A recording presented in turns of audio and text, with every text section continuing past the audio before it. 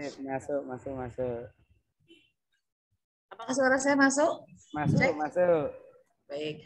Assalamualaikum warahmatullahi wabarakatuh. Waalaikumsalam. Alhamdulillahirrahmanirrahim. Alhamdulillah wa syukurillah. La haula wala quwata illa billah.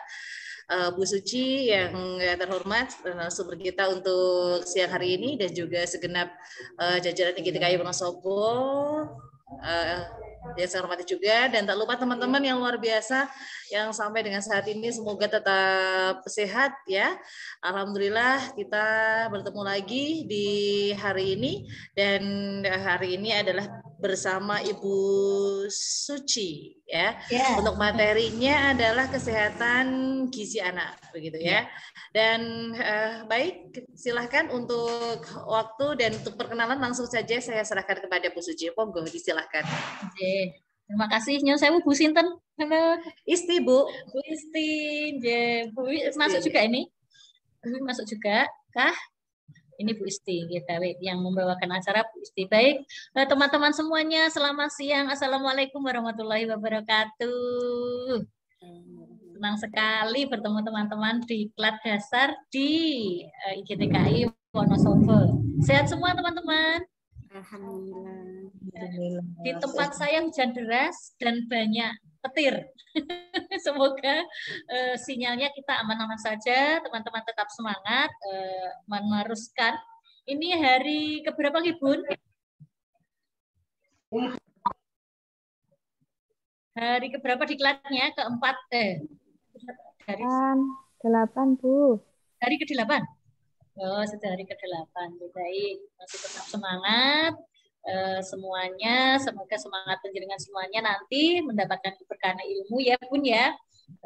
Oh, ada bapaknya berapa nggih? Ada bapaknya berapa?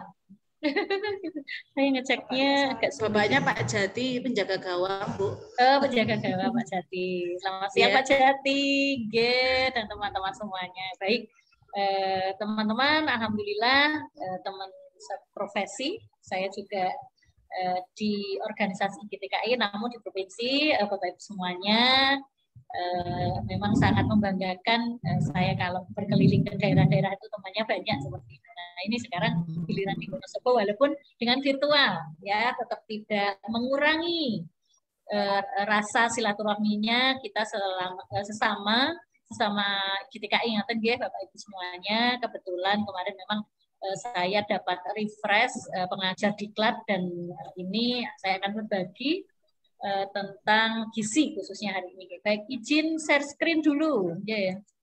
Sudah dijadikan host apa belum bisa? Oke. Sampun kelihatan Bapak Ibu semuanya? Ya. Oke, siap-siap. Bismillahirrahmanirrahim. Bapak Ibu semuanya, alhamdulillah siang ini kita mau sharing ya, karena modul ini sudah ada di LMS semua.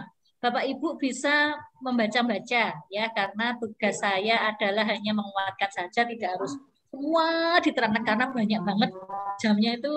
Gizi kesehatan gizi itu banyak banget ya, sehingga nanti teman-teman harus aktif membaca apa itu materi-materi yang terkandung di dalamnya.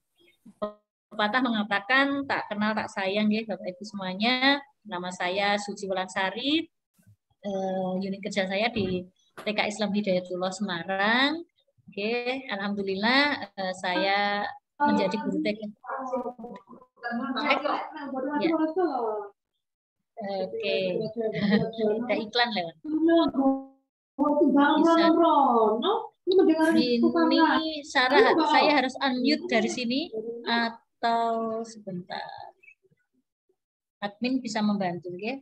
Baik, Bapak Ibu, alhamdulillah senang bersama Bapak Ibu semuanya. Saya bangga dengan profesi saya sebagai guru. Sebagai guru TK saya sudah alhamdulillah 30 tahun menjadi guru TK ya, sudah sangat sangat lama ya, sangat lama. Separuh karir saya menjadi guru 15 tahun, separuh karir saya 15 tahun menjadi kepala sekolah ya. Motor ya bayar motor. Cek. Ini bagaimana? Ada Bu Isti bisa membantu Bu Isti meng-unmute teman-teman yang baru masuk mungkin lupa mute. Ya, saya belum co-host. Bu Wiwi, mungkin Bu Wiwi on Bu Wiwi. Iya, Bu Wiwi bisa bantu. Baik, Bapak Ibu semuanya, rangkaian materi kurang lebih seperti ini, nggih. Konsep dasar sudah diterima kemarin, sampun. Oke, perkembangan anak juga, cara belajar sampun juga. Kemarin bersama Bu Arum, nggih, RPP sudah jelas semua. Ya, semoga ya nanti bisa dibaca-baca lagi. Jika tidak jelas nanti bisa bertanya sama temannya ya di gugus-gugus atau di kegiatan-kegiatan yang melibatkan banyak teman-teman sejawat. Sekarang lanjut di modul saya yang ke-7 yaitu kesehatan dan gizi anak usia dini. Ya, kira-kira Bapak Ibu semuanya nanti kita akan bicara apa saja ya? Nah, ini agak banyak ini materinya. Ada pengertian anak yang sehat, ada gangguan kesehatan, ada pemeliharaan kesehatan, perilaku hidup bersih dan sehat, ada gizi ya. Apalagi di masa pandemi seperti ini, gizi kita harus kita perhatikan ya. Antara hubungan gizi dengan kecerdasan apa kok ini materi harus diberikan seperti itu. Nah, Bapak Ibu tentunya di masa pandemi ini kita akan menjaga imun tubuh kita ya, imun tubuh kita ataupun iman kita biar tetap sabar tapi alhamdulillah pandemi ini kayaknya sudah berlalu gitu Bapak Ibu.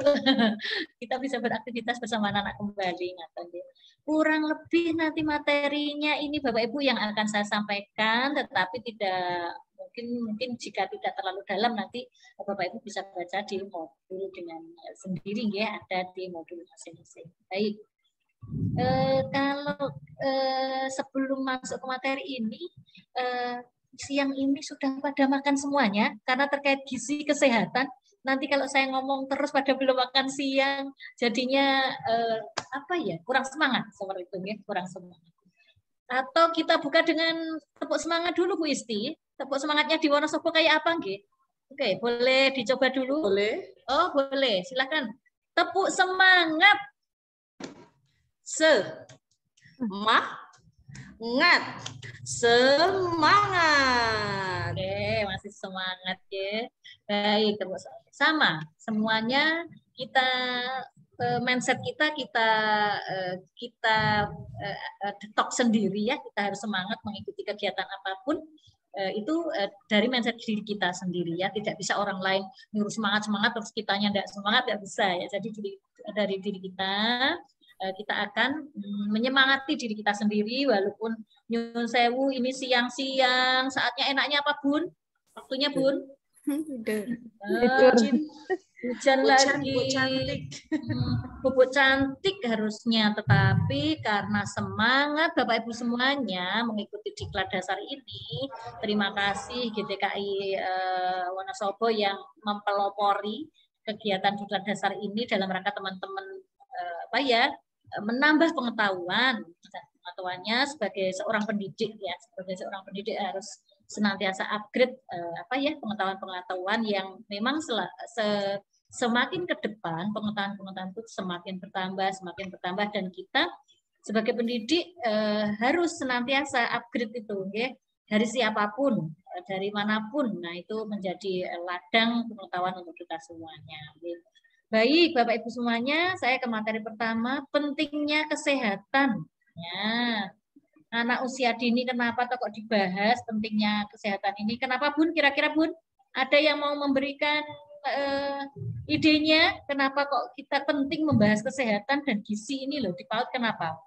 Boleh dibantu? Ya, biar tidak saya yang meninabobokan Bapak Ibu semuanya ya, nanti kita kita berbagi saja Bun.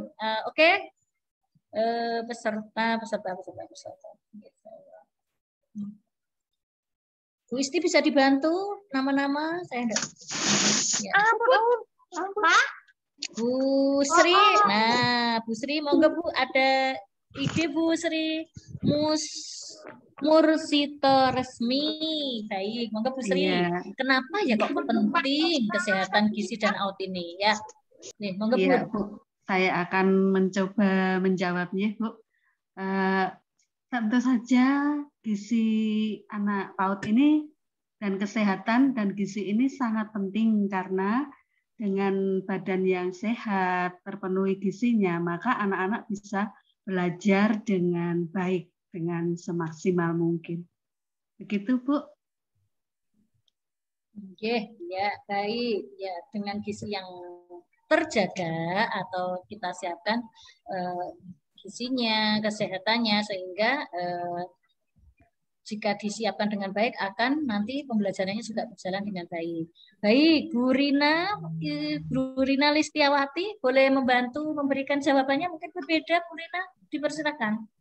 Bu Rina, halo Bu Rina, salam kenal. Tuh, tidak menjawab ini. Oke deh. Bu Khoyimah, boleh pendapatnya Bu Khoyimah?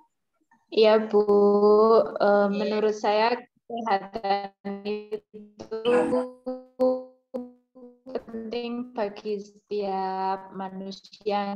Gizi yang sehat, kita dapat beraktivitas dengan maksimal, terutama untuk anak usia dini, yaitu dia akan menjadi anak yang sehat, cerdas, dan ceria, seperti semboyan di PAUD, Bu. Gitu, betul sekali. Betul, kita akan menyiapkan anak yang itu ya. Terus ya karena memang itu biasanya dimulai saat kehamilan seorang ibu. Nah, di sini karena banyak ibu-ibu yang pernah merasakan kehamilan, itu akan sangat dijaga kesehatannya karena nanti selanjutnya saat anak lahir akan mempengaruhi kecerdasannya ya, dengan dijaganya saat kehamilan akan menentukan ya nanti terjadi permasalahan kesehatan enggak, permasalahan gizi tidak yang terjadi pada anak-anak kita saat kita mulai saat kita hamil. Oke, baik. Nah, lanjutkan. Baik. Nah, di lembaga ini sudah ngajar semua nggih? Ya. Ngomong-ngomong ngapain? Sudah pada ngajar semua? Bapak Ibu, sudah pada ngajar semua di TK di Wonosobo? Sudah nggih. Nah, di sini Bapak Ibu, kita pasti punya program nih. Program apa saja yang ada di lembaga kita? Ya, program kesehatan misalkan. Sederhana saja, Bun. Ini saya kasih waktu 1 menit deh untuk berpikir. Nanti akan kita berdiskusi. Program kesehatan yang sudah pernah kita lakukan di lembaga kita itu apa? Terus program kesehatan itu gizi apa? Ya, itu pasti sudah kita lakukan di lembaga kita. Baik. 1 menit, Bun, boleh dicoret-coret. Sudah pernah dilakukan. Program apa ya yang sudah pernah Bapak Ibu lakukan di lembaganya masing-masing? Boleh pegang pensil, bolpen dengan catatan. Monggo. PMT, Bu. Ya, baik. Oke. Kita tuliskan dulu programnya apa saja, nggih.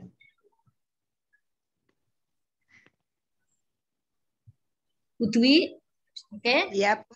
Apa saja, Bu, program kesehatan yang pernah kesehatan? Kesehatan dan gizi kalau yang sudah dilakukan di lembaga saya yaitu untuk pemberian makanan tambahan, Bu. Terus mengundang dari pihak lembaga terkait, misalnya puskesmas, untuk ikut serta mengadakan pengecekan secara berkala kesehatan anak.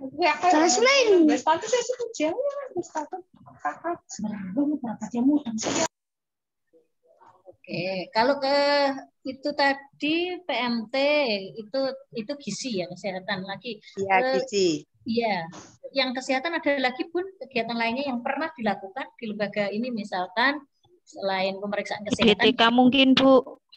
DDTK, betul. DDTK. Iya, betul. Pengembangan DDTK, Bu. DDTK. Terus pernah enggak kerjasama misalkan dengan dokter gigi atau apa gitu, pemeriksaan gigi? Iya, dengan puskesmas. Dengan puskesmas. Iya. Dengan puskesmas, pemeriksaan telinga. Pemeriksaan dari puskesmas. Gigi. Oke, terus apa lagi programnya? Dulu pernah pemberian Imunisasi vaksin, Bu, Bu. vaksin atau Ya. imunisasi nggih. Itu program gizi yang ada di PAUD ada itu nggih, pemberian vaksin nggih. Memberikan vitamin A, Bu. Oke, baik. Jadi, Bu, Olahraga, Bu. olahraga betul itu adalah untuk kesehatan anak-anak juga. Banyak ya sebenarnya yang sudah kita lakukan program kesehatan gizi dan kesehatan. Baik. Ini Bun, saya akan menyampaikan sehat. Kok sehat itu yang anak bagaimana ya? Sehat itu kondisinya sempurna, baik fisiknya, mentalnya maupun sosialnya. Nah, dan tidak hanya bebas dari penyakit atau cacat. Nah, ini sehat ya, kita semua orang yang ada di dunia ini, saya kira kalau disuruh memilih, nggak ada yang memilih anaknya ada yang cacat mental, ada anak yang cacat fisik, itu nggak ada, ya. Pengennya semuanya itu sehat ya, dan semoga nanti anak didik Bapak Ibu semuanya yang ada di Wonosobo ini sehat semua, nggih Bun. Kalaupun ada yang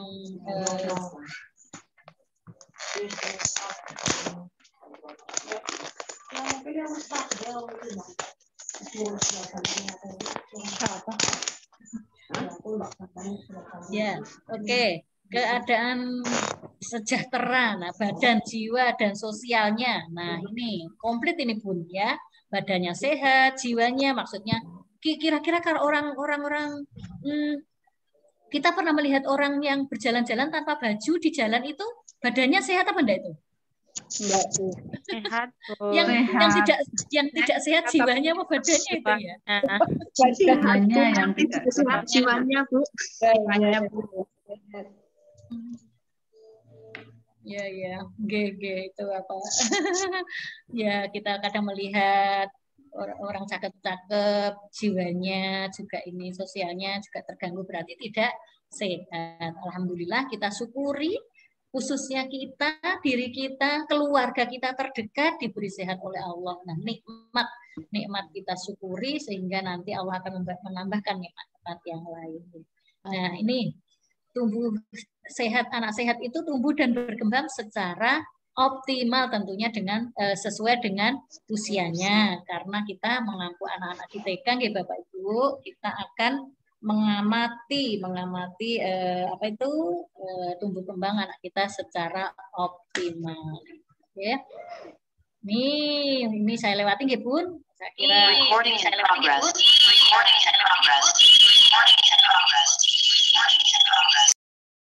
Oke, baik. Selanjutnya ciri anak sehat Bun. Nah, ada di layar semuanya nggih Bu.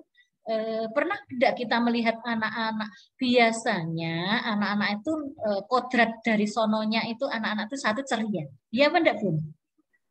Iya. Ceria. Halo, suara saya dengar? Dengar, Bu. Ya, masih dengar.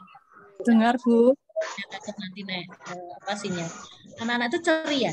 Ciri anak yang sehat itu satu ceria, ya pasti itu ciri khas anak-anak ceria. Begitu kita melihat anak-anak yang biasanya ceria, agak ngelentruk gitu, ya Bu, itu tanda-tanda mungkin baru tidak nyaman nih, baru panas kah, atau giginya sedang tumbuh kah. Nah itu kita perlu waspada.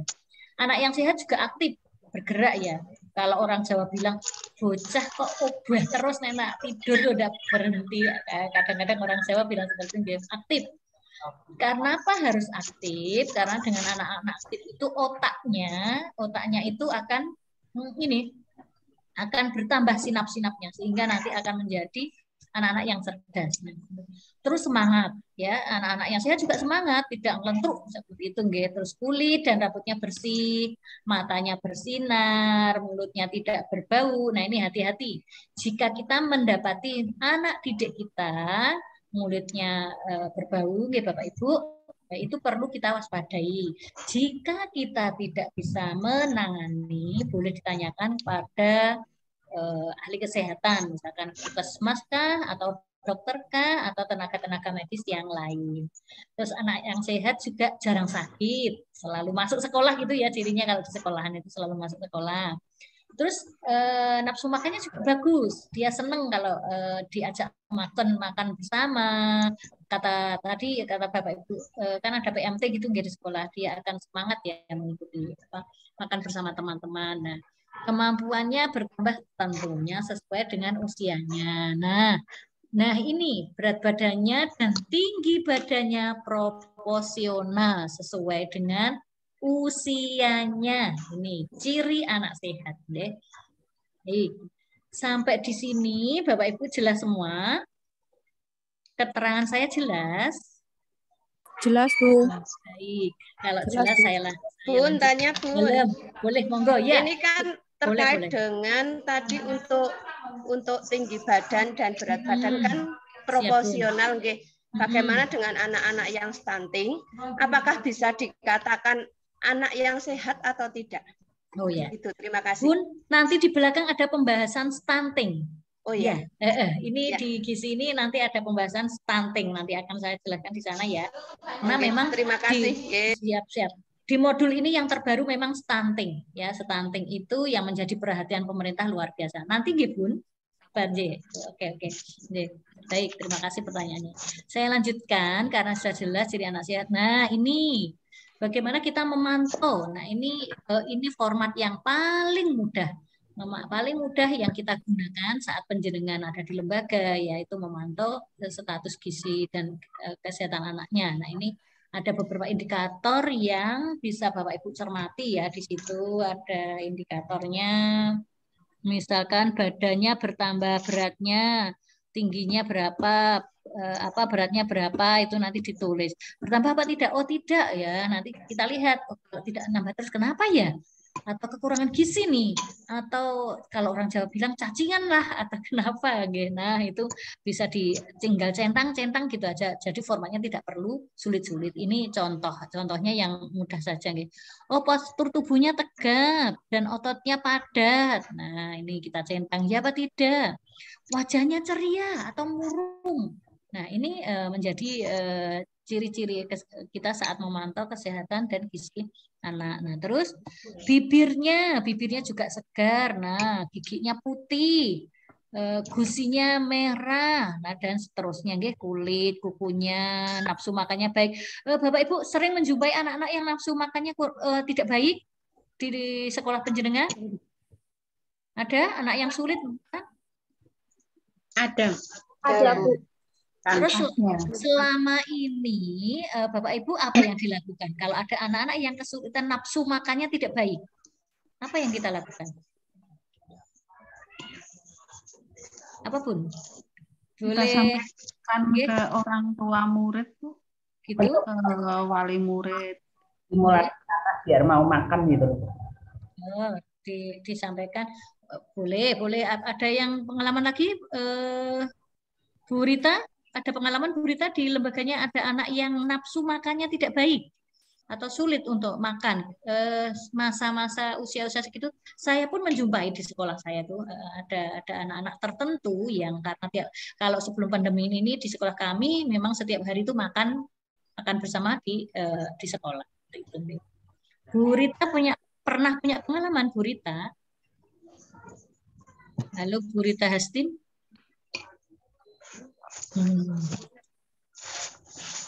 Pernah pengalaman Bun untuk anak-anak yang sulit makannya, apa yang dilakukan oleh seorang pendidik biasanya? Kalau tempat saya dulu kalau makan sih enggak Bun, cuma ada anak yang takut makan pisang. Oh. Iya, kalau lihat pisang itu ketakutan. Paling terus kita sedikit-sedikit mungkin dikasihnya tidak langsung bentuk pisangnya, tapi bisa masukkan ke kue yang jajanan itu, jadi sedikit-sedikit mau gitu ya. Iya. Sedikit mau. Ya, oke. Ya, memang anak-anak itu nafsu makannya itu tidak hanya pada nasi ya, yang agak sulit juga itu yang saya alami kalau di lembaga itu ini sayur, buah itu butuh butuh penguatan, pengetahuan yang luar biasa karena tidak semua anak mau ya. Kita padahal membiasakan hidup sehat seperti itu. Biar kita mau makan buah, mau makan sayur itu memang butuh edukasi dan edukasi yang terus menerus. Ya, mungkin ada mungkin yang trauma pernah dipaksa makan zaman waktu kecil ya. Nah, itu bisa loh. Trauma masa kecil itu sehingga mereka ini disuruh makan agak sulit karena dipaksa dulu makannya. Tidak kok anak butuh makan enggak, tetapi anak dipaksa untuk makan gitu. Kalau dulu zaman nenek-nenek moyang kita dulu makan aja susah ya Bun, enggak ada yang dimakan. Tetapi kalau anak sekarang itu loh banyak yang dimakan loh, susah makannya. Nah, itu yang bagaimana kita nanti sebagai seorang pendidik itu mengedukasi ya supaya makan itu adalah kebutuhan. Kebutuhan untuk apa? Untuk sehat, Nak. Jika kita tidak makan, kita tidak sulit bermainnya. Nanti bermainnya kan jadi terganggu kalau kita sakit. Nah, itu yang harus diberikan ya. Terus ciri lainnya buang air besarnya teratur. Nah, ada juga ini anak-anak yang kesulitan di situ. Oh, seminggu sekali, wadah pernah terjadi seperti ini. Gerakannya aktif, terus berbicaranya lancar. Nah, sekarang ini Bapak Ibu banyak anak-anak yang bahasanya itu agak delay. Masuk kelompok bermain usia 3 tahun atau masuk TK itu ada yang beberapa kosakata yang belum sempurna, ya agak delay karena kemampuan bahasanya agak terlambat ya. Itu ada, itu nanti Bapak Ibu bisa mencatat pantauan-pantauan tentang status gizi dan anak-anak di lembaga penjenengan. Baik, saya lanjutkan. Nah, ini pandemi ya Bapak Ibu semuanya. Nah, ini stunting ini Bun, tadi pertanyaannya stunting itu kekurangan gizi ya, kekurangan gizi yang banyak dibahas di media-media itu ya. Ini saya lanjutkan dulu. Oke, gangguan kesehatan. Oke. Kita mau bicara tentang gangguan kesehatan apa saja. Nah, ini gangguan kesehatannya adalah gangguan kesehatan fisik. Ya, gangguan kesehatan. Kalau fisik itu yang kelihatan gitu, Bun. Apa saja kira-kira? Yang sering kita dapati gangguan kesehatan fisik pada anak-anak. Oke. Bu Masrurah, Bu Maisyarah. Ya. Bu Maisyarah. Oke. Apa Bun kesehatan fisik yang pernah dijumpai? Anak kurus, Bu. Kurus. Anak kurus, ya. Halo? Ya. Ada yang lain Bun? Kurus Kurus, saja? Bu. Kurus. Ya, ada. Bibir pecah-pecah itu loh, Bu. Oh, bibir pecah-pecah, nggih. Bibir pecah-pecah, nggih. Ada lagi yang mau memberikan pendapatnya? Rambutnya Kulit gatal, Bu. Kulit gatal, Bu. Kulitnya gatal, nggih. Kulitnya gatal ya kan di fisik ya, kesehatan. Kulitnya gatal, kesehatan kelihatan. Terus apalagi Bun biasanya yang sangat tampak itu Sariawan. Ya itu gangguan kesehatan betul sariawan. Nah, Matanya merah, Bu. Merah berair.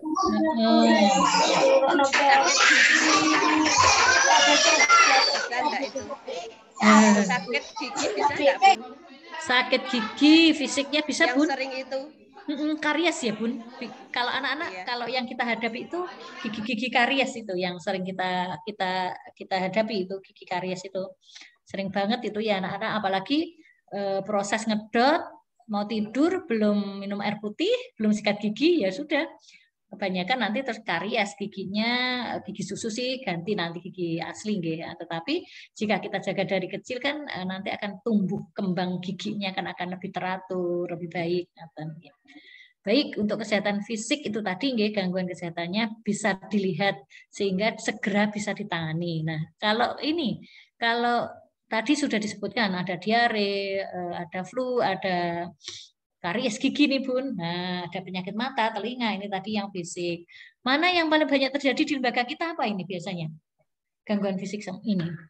Karies, Bun. Karies gigi, Bu. Demam, batuk pilek, Bu. Flu.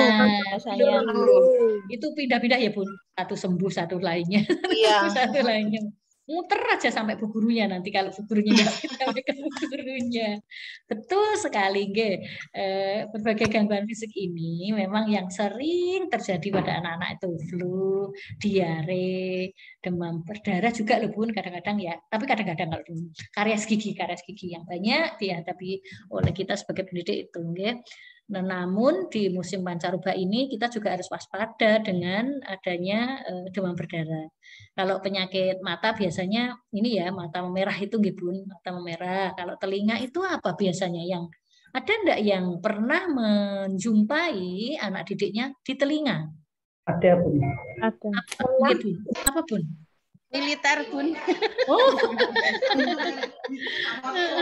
betul sekali. Ya, tapi alhamdulillah orang tuanya juga kerjasama. Jadi ketika dari rumah sudah pakai kapas itu, kalau di sekolahan keluar lagi, biasanya kita yang ganti biar teman-teman enggak jijik. Iya. Betul. Ya. Sebenarnya itu kalau ada anak yang sakit gitu ajang edukasi ya teman-teman ya. Ajang edukasi untuk teman yang lain gitu sehingga bagaimana kita membesarkan percaya diri pada anak yang sedang sakit dan bagaimana kita membangun empati atau simpati dari teman-teman untuk tidak melolak atau tidak mengejek seperti itu nggih. Nah, itu yang gangguan fisik. Nah, ini Bapak Ibu semuanya. Sekarang yang gangguan kesehatan mental. Pernah tidak menjumpai anak-anak seperti ini sekarang ini? Stres, depresi. Nah, kira-kira penyebabnya apa nih Bapak Ibu? Anak-anak seperti ini. Kurang kasih sayang orang tua, Bu. Kurang kasih sayang. Apalagi ada yang boleh menjawab, boleh. Silahkan. Terlalu sering dibentak mungkin, Bun. Bisa. Pola asuh ya. Kurang kasih sayang. Pola asuh. Terus apa lagi? Belajar yang terus-menerus Bun, tanpa suruh istirahat itu. Gimana Bun? Biasanya. Gitu ya. Terus bisa enggak bullying sekarang terjadi itu? Iya, sekarang ini anak-anak kita ini adalah anak-anak milenial yang hadapannya adalah dengan teknologi yang canggih. Dia nanti kalau tumbuh menjadi anak-anak yang mohon maaf, dia stres, depresi itu pasti ada pengaruhnya, ya. Ada pengaruh lanjutan yang akan terjadi sehingga kita seupaya mungkin untuk menjaga tingkat kestresan dan tingkat depresi anak-anak. Dengan apa tadi? Memberikan kasih sayang yang cukup, memberikan sentuhan, memberikan pujian. Nah, seperti itu. Kadang-kadang pujian atau kasih sayang itu jika orang tua sudah bekerja, anaknya mau minta perhatian apa, dia mama capek ini loh, habis kerja bla bla bla bla. Nah, seperti itu. Padahal saat mereka itu membutuhkan itu ya saat kita pulang kerja dan capek itu. Nah, kadang manusia normal nggih Bun, jika saat pulang kerja capek, anak rewel gitu, akhirnya yang timbul adalah amarah atau emosi, padahal mereka butuh kita sentuh dengan belayan, butuh kita sentuh dengan sangat lembut, butuh kita nasihati, butuh kita dengarkan pendapatnya. Nah, itu yang nanti Bapak Ibu atau teman-teman ini nanti bisa sampaikan kepada orang tua jika panjenengan mengalami ada anak-anak stres atau depresi, itu biasanya di pola asuh atau bullying teman. Nah, seperti itu sehingga kita benar-benar bisa mengawal atau menjaga, membantu lah, setidaknya membantu. Nih, ada juga loh kesehatan sosial yang terganggu anak-anak kita. Pernah melihat anak-anak yang suka menyendiri gitu, Bun? Pernah. Aku udah mau main di sini saja. Pernah. Di sini saja. Nah, itu pernah ya anak-anak yang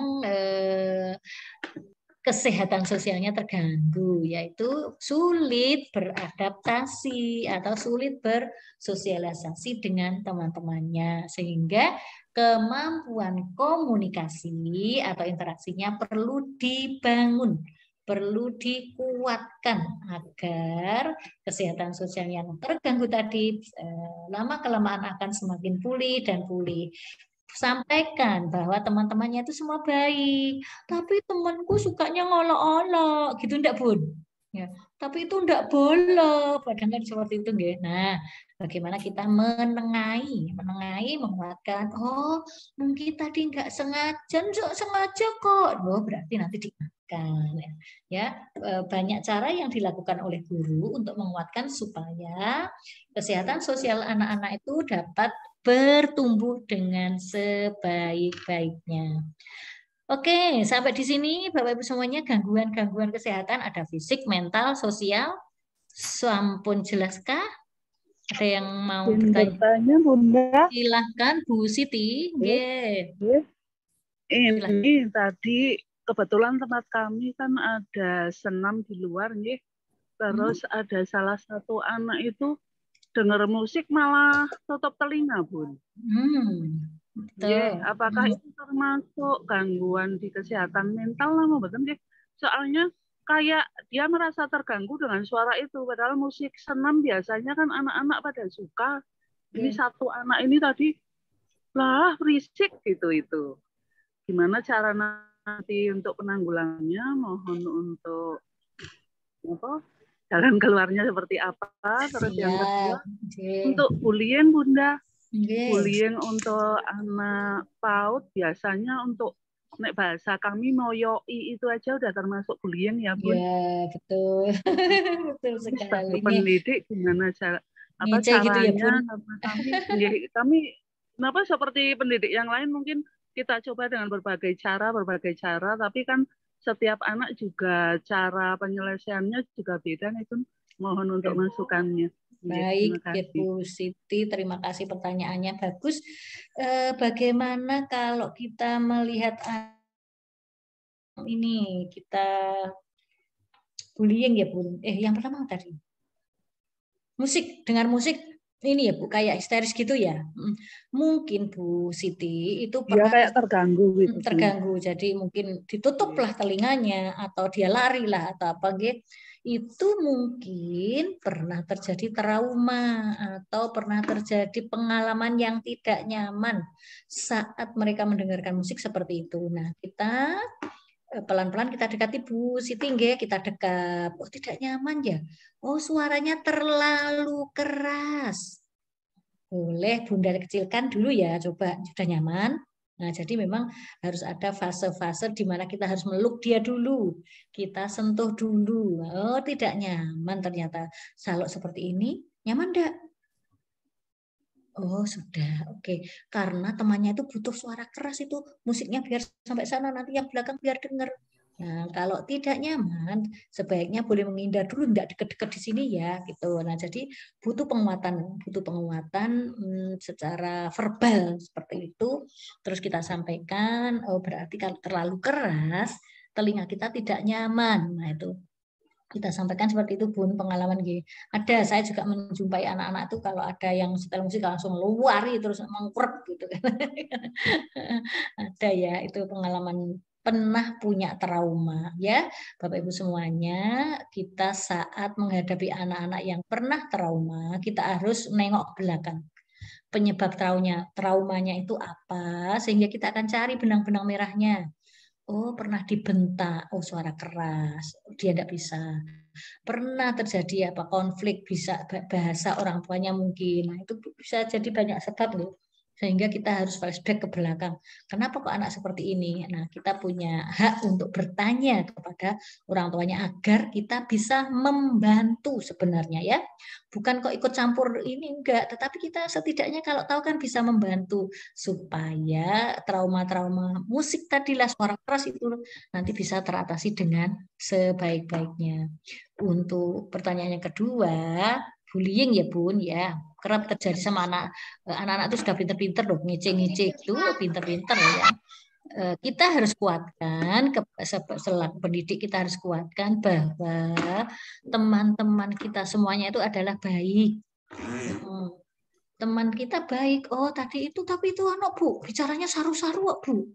Oh, dia mungkin tidak tahu apa yang dibicarakan. Apa artinya coba ditanya? Enggak tahu. Nah, makanya oh, berarti kita tanya dulu nih, tadi itu sudah berbicara apa ya? Oh, tahu enggak artinya? Nanti kita tanya, Bun. Anak itu kadang meniru ya, Bun. Kulaan seperti itu.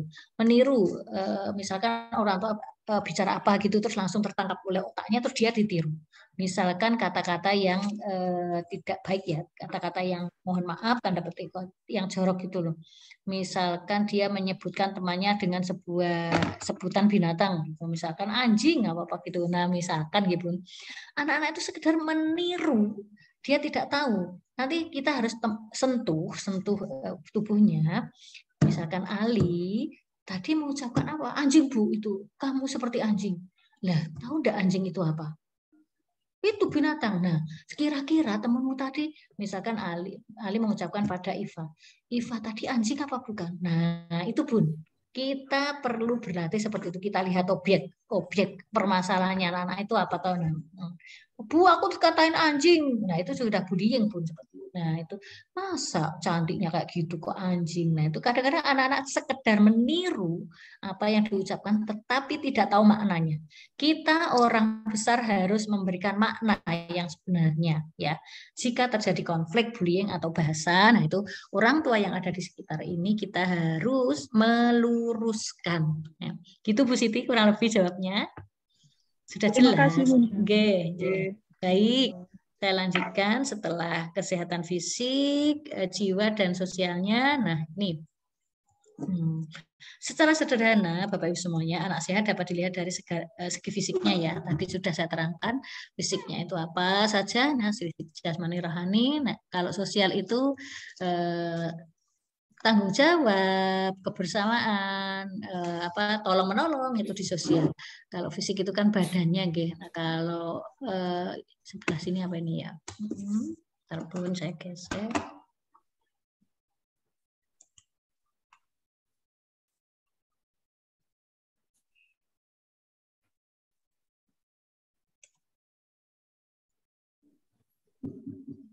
Ya, sebagai segi psikis jiwanya memang yang agak terganggu seperti itu ya.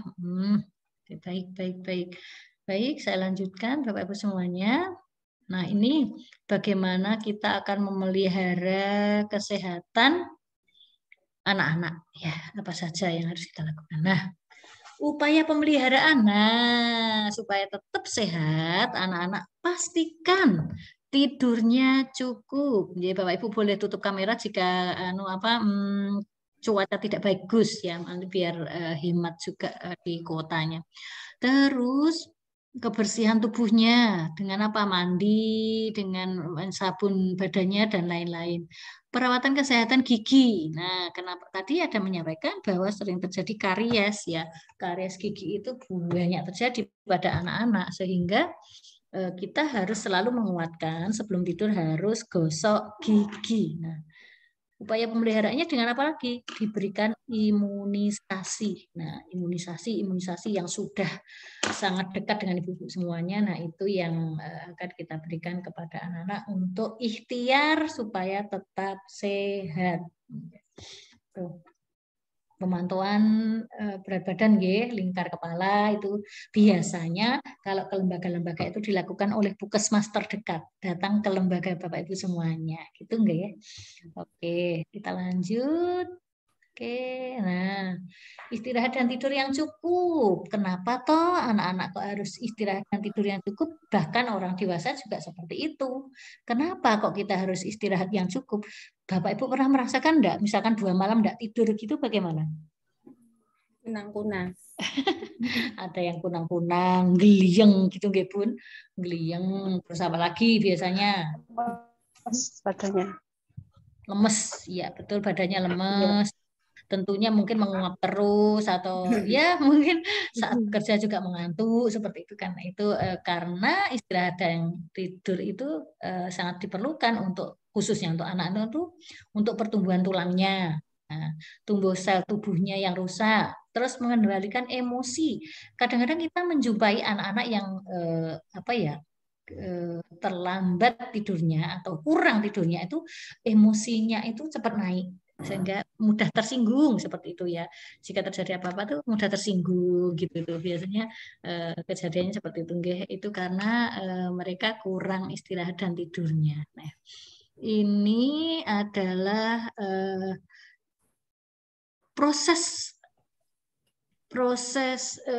pemrosesan informasi itu juga terjadi saat tidur. Nah, beberapa pengetahuan yang saya peroleh dari ilmu psikologi, saat anak-anak dalam sudah mau liar-liar atau mau tidur itu sangat bagus untuk kita berikan stimulasi apa-apa yang diinginkan oleh Bapak Ibu semuanya. Misalkan sulit makan, semangat ya makannya sehat, makannya. Nah, itu jadi di antara katanya ada gelombang alfa di situ ya. Ada gelombang alfa yang nanti akan masuk jika kita menyampaikan kepada anak-anak dengan baik-baik apa yang akan kita pesan moralkan kepada anak-anak. Nah, untuk kebersihan tubuh, nah pasti Bapak Ibu semuanya tidak asing ya. Ada yang mandi, ada enggak anak-anak yang sulit mandi? Ada. Karena air itu menyenangkan ya Bapak Ibu semuanya ya. Air itu menyenangkan sehingga kalau mandi itu kadang malah susah disuruh untuk mentas ya. Nah, itu bagaimana kita menjaga kebersihan tubuhnya satu dengan mandi. Tapi di tempat saya banyak Bu yang enggak mandi ya, Bu? Mandi. Alasannya kenapa, Bu? Kenapa alasannya, Bu? Iya, setiap ditanya itu pasti anaknya, ya, setiap ditanya itu pasti anaknya nggak ada orang tuanya di rumah, terus udah ditinggal ke kebun gitu. Gitu ya. Apalagi di Wonosobo dingin ya, Bun. Iya, jadi kayak nggak terurus kayak gitu. Gitu. Ya itu penjenengan selaku pendidik harus mengingatkan orang tuanya, setidaknya kebersihan itu perlu diberikan, nggak hanya anak-anak, perlu diedukasi seperti itu. Jika memang orang tua harus segera ke kebun, ya bagaimana anak-anak dibekali bisa mandi sendiri apa enggak ya? Saya rasa segitu ya, sebisanya mandinya. Iya sih. Sebisanya. Terus ini memotong kuku ya, kadang-kadang kita jumpai orang tua yang lupa atau belum sempat memotong kuku anak-anaknya ya, sehingga ke sekolah itu panjang-panjang gitu. Pokoknya nek bu guru itu serba segalanya deh. Jadi bu guru bisa, jadi tukang kebun bersih-bersih di sekolah bisa, jadi perawat bisa merawat anak-anak yang sedang sakit, yang kukunya belum dipotong dan lain-lainnya. Mencuci rambut, nah keramas, nah, ada loh anak-anak tertentu yang trauma dengan keramas. Pernah menjumpai, Bun? Ada yang diguyur itu nggak bisa, dia mengguyur rambut di kepalanya itu nggak bisa. Jadi prosesnya harus melalui nangis dulu dan lain-lain, itu karena mungkin pernah ada trauma dia saat mandi keramas itu, mungkin air sabunnya ke mata atau bagaimana. Nah, itu yang kadang-kadang waktu edukasinya kita tidak diberikan, sehingga terjadi trauma-trauma kecil yang butuh kita kuatkan kembali. Menggosok gigi. Nah, ini ada enggak programnya menggosok gigi di sekolah? Ada. Nah, ada. Iya, ada program menggosok gigi di rumah, di sekolah ada ya. Biasanya habis TMP makan bersama atau bagaimana itu, terus kita adakan gosok gigi, membasuh muka juga bisa. Terus kalau cuci tangan sudah pembiasaan setiap hari nggih Bu, BAB atau BAK di toilet. Banyak kita jumpai anak-anak itu kadang-kadang lulus TK itu ada yang belum tuntas toilet trainingnya. Kira-kira apa Bu? Ketuntasan toilet training itu apa pada anak-anak TK? Coba deh. Bu Khotimah mau menjawab? Ketuntasan toilet training anak-anak setelah lulus dari TK itu kira-kira harus bagaimana ya? Kalau toilet tuntasnya bagaimana ya? Gini, anak mampu misalnya menggunakan toilet yang benar, misalnya ketika habis buang air kecil atau buang air besar itu seharusnya dibersihkan. Terus bisa menggunakan toilet dengan benar gitu. Ada pendapat lain, ketuntasan anak-anak murid kita itu kalau dan ini misalnya kalau di sekolahan kan pasti ada 2 tempat toilet, yang satu untuk laki-laki, yang satu untuk perempuan. Nah, anak itu harus bisa kalau untuk anak laki-laki ya memang hanya diperuntukkan untuk anak laki-laki, yang untuk toilet anak perempuan ya digunakan untuk anak yang perempuan, seperti itu. Saya pernah terjebak, Bun. Di toilet saya tulisi toilet muslimah, muslim. Nah, suatu saat saya sudah kebelet, Bun. Saya tuh masuk ke toiletnya muslim. Langsung ditegur sama murid saya. Bu Suci, itu kan toiletnya anak muslim. Kenapa Bu Suci masuk situ? Ya, saya harus jelaskan toh. Oh iya, minta maaf.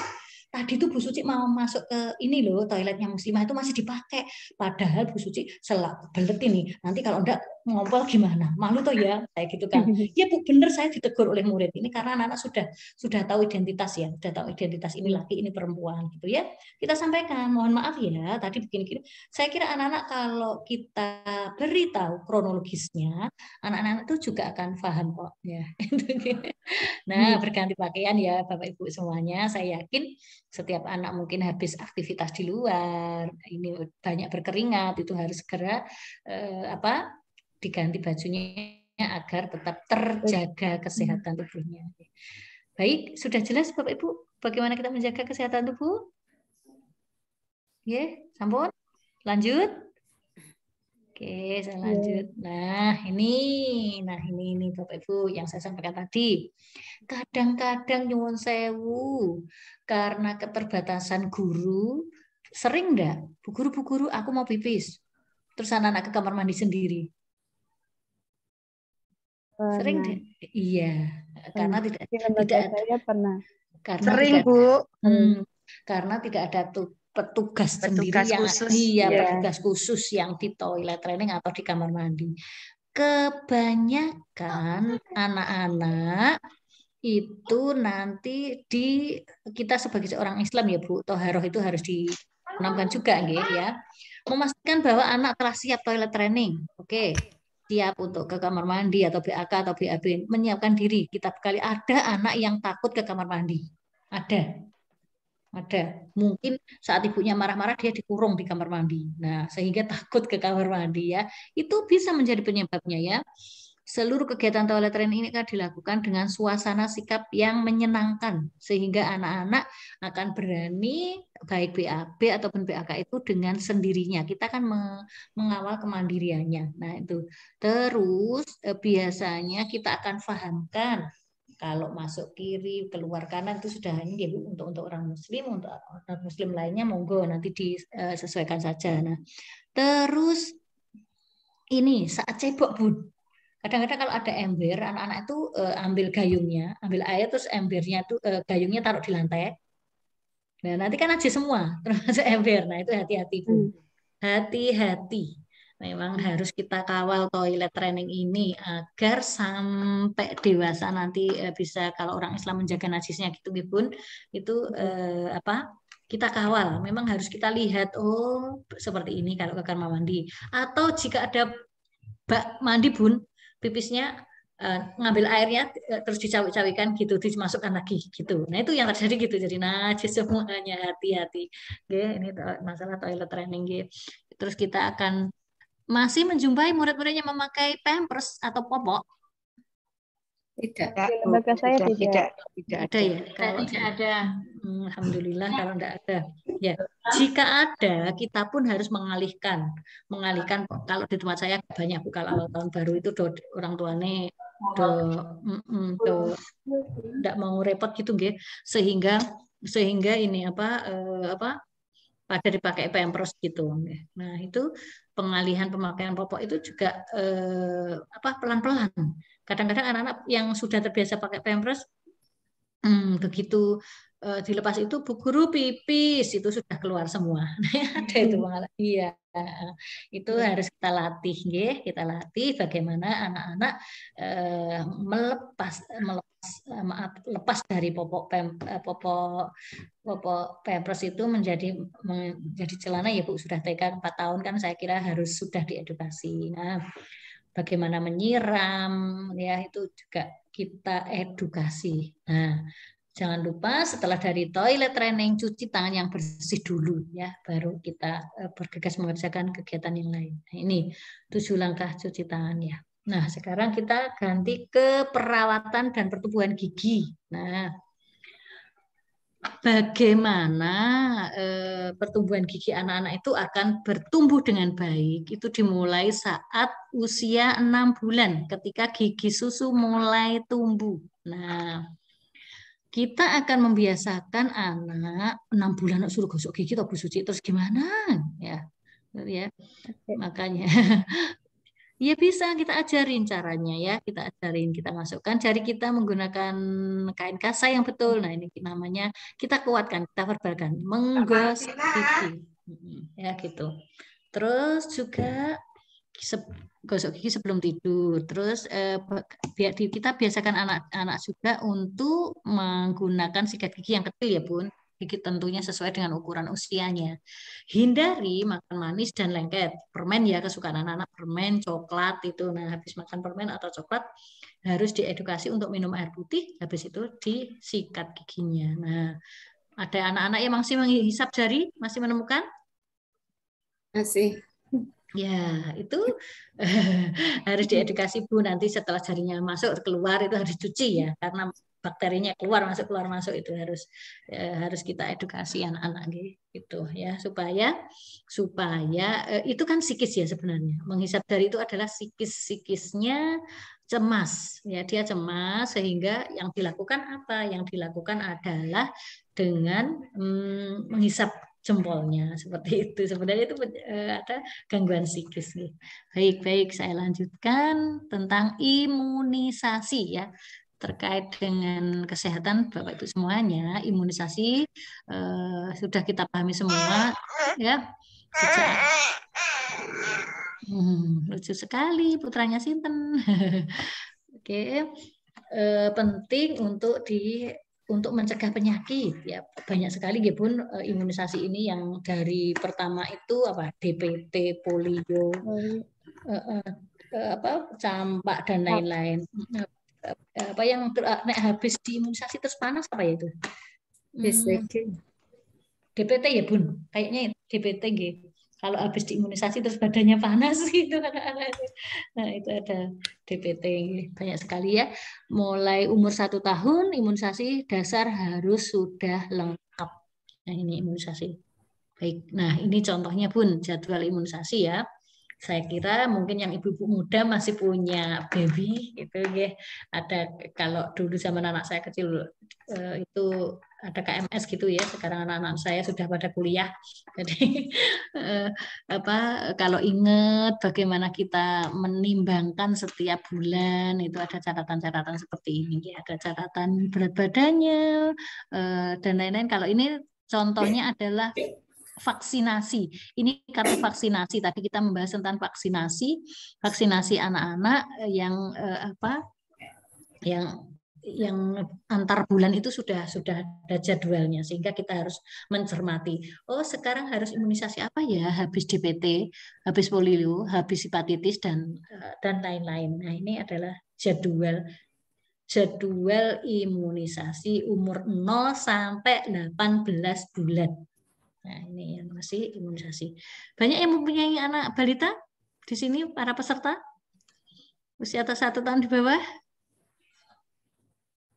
Ya, tolong diperhatikan ini jadwal imunisasi. Kalau masih punya baby, itu ikhtiar sehat untuk menjaga imunisasinya.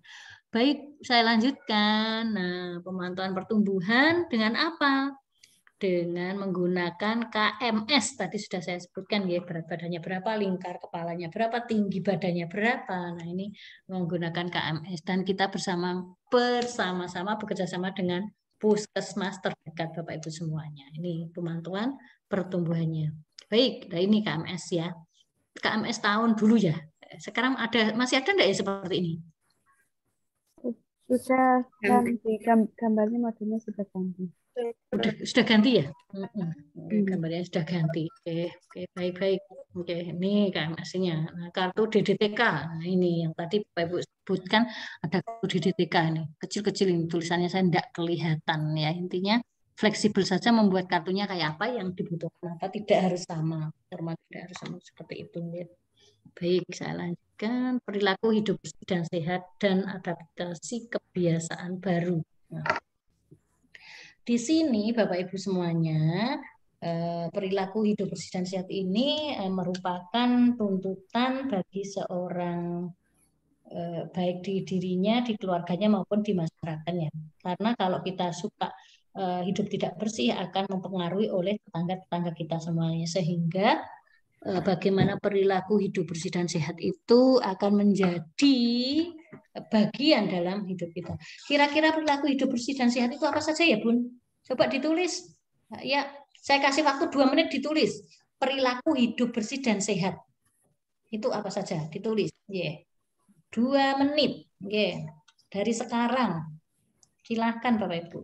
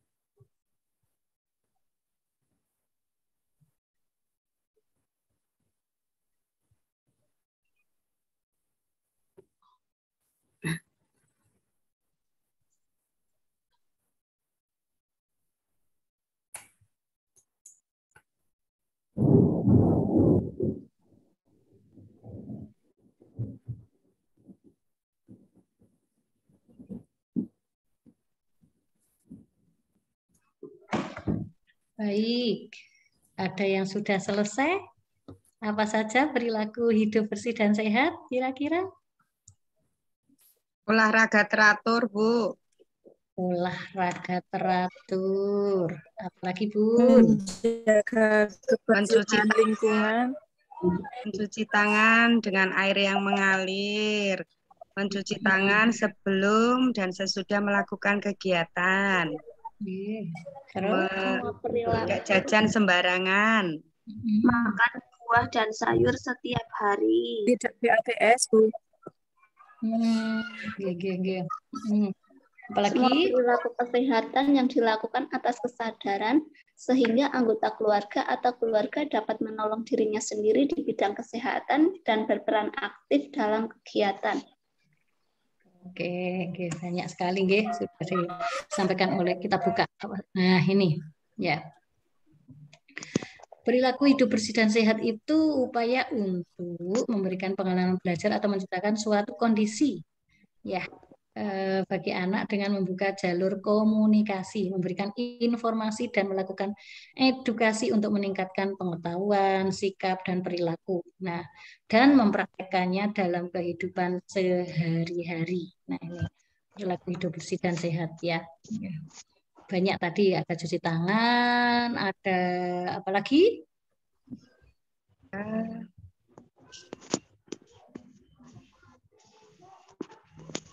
Menggunakan masker ya Bun kalau sekarang ini. Nah, ini ya. Nih ada banyak ya. Ini kelihatan enggak Bu? Kelihatan enggak ya? Fisik ya Bu? Nulis perilaku hidup sehat, nulis kecepatan. Nih perilaku hidup bersih dan sehat nih antara lain Bun, ada olahraga, ada memberikan ASI. Nah, ternyata memberikan ASI juga perilaku hidup bersih dan sehat. Terus menimbang anak di posyandu setiap saat itu juga. Terus mencuci tangan. Terus apalagi Bun? Ini tidak merokok. Nah, merokok. Tidak merokok ya, itu juga apa? Memberantas nyamuk. Nah, itu juga bisa sarang nyamuk di sekitar kita. Itu juga termasuk perilaku hidup bersih bersih dan sehat di sekitar kita.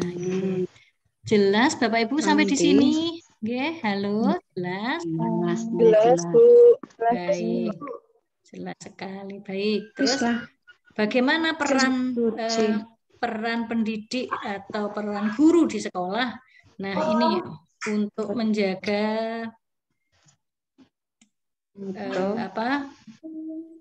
preventif, untuk menjaga PHBS itu. Nah, kita akan sosialisasikan kepada orang tua penyakit-penyakit menular apa yang bisa terjangkit yang ada di sekitar kita semuanya, sehingga kita akan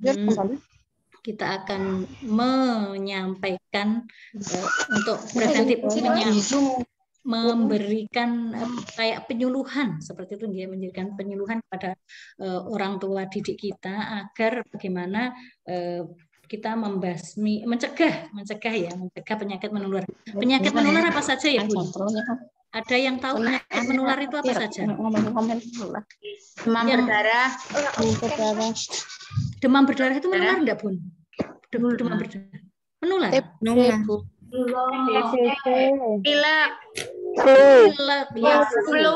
Flu itu adalah batuk.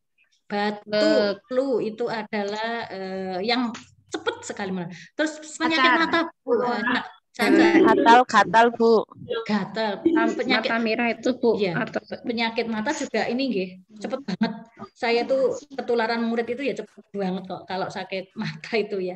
Sangat sehingga kita akan memberikan keteladanan untuk orang tua bagaimana kita berperilaku hidup bersih dan sehat. Membuang sampah pada tempatnya itu juga PHBS loh, Bun. Membuang sampah pada tempatnya itu juga perilaku hidup bersih dan sehat. Baik, saya lanjutkan di perilaku hidup bersih dan sehat sampai slide ini. Ini 3M ya, Bu, sudah sangat terkenal nggih. Nah, iya 3M. Apa, Bun? 3M itu? Memakai masker, mencuci tangan, menjaga jarak. Sekarang 5, sudah tambah 5, apalagi ya? Mengurangi mobilitas dan menghindari kerumunan. Nah, ini sekarang lakukan vaksinasi. Kalau di daerahnya di Wonosobo sudah level 1 juga nggih? Maksudnya sudah aman nggih? Insya Allah COVID ini sudah reda ngenten nggih, Bun, ya. Tetapi perilaku yang 5M ini tetap terjaga nggih? Maksudnya di sekitar itu masih memakai masker, masih cuci tangan gitu nggih? Masih sama nggih kira-kira? Masih aman? Baik, selanjutnya saya buka. Nah, ini.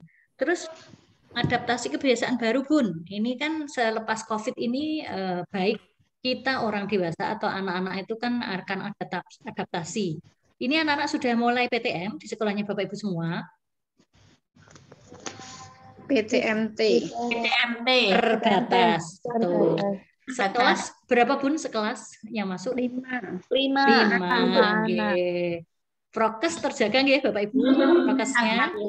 Alhamdulillah. Ada air mengalir, keran untuk anak-anak masuk cuci tangan?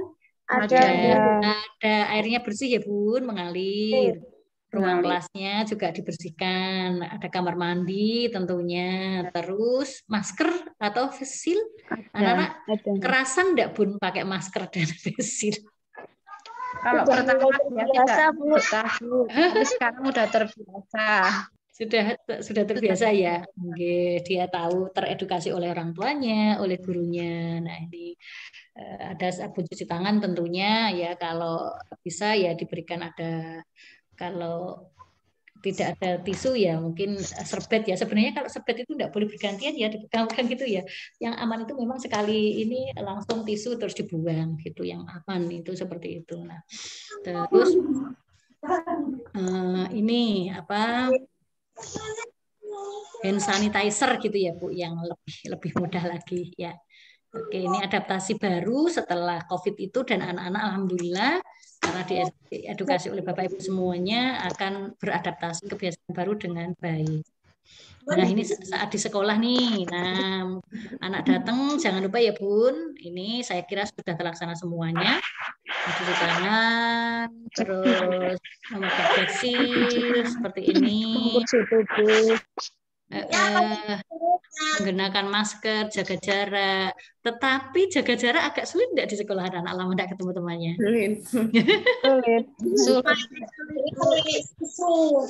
Sulit. Masih kudu ngumpul dengan temannya aja ya Bun ya.